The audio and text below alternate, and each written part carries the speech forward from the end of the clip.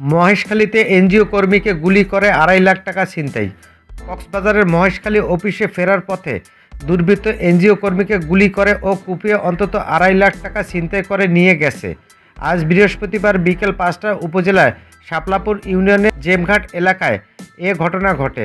পরে আহত এনজিও কর্মীকে পথচারীরা উদ্ধার করে পাশের চকরিয়া উপজেলায় বদরখালী জেনারেল হাসপাতালে ভর্তি করেন।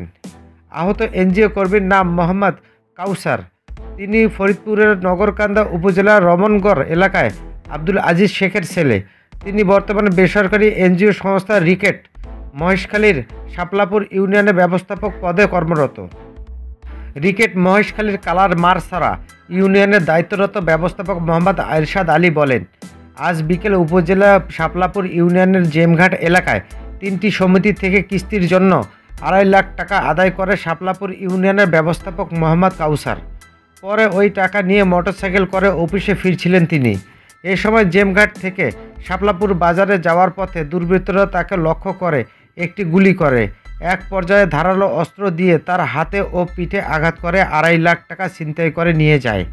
পরে পথচারীরা আহত অবস্থায় তাকে উদ্ধার করে পাশের চকরিয়া উপজেলা বদরখালী জেনারেল হাসপাতালের জরুরি বিভাগে নিয়ে যায়।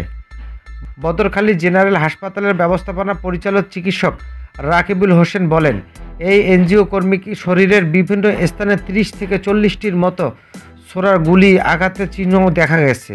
এছাড়া তার হাতে ও পিঠে ধারালো অস্ত্রের আঘাতও আছে। তবে চিকিৎসা দেওয়ার পর এখন তিনি আশঙ্কামুক্ত। এরপরও উন্নত চিকিৎসার জন্য তাকে চট্টগ্রাম মেডিকেল হাসপাতালে পাঠানো হবে।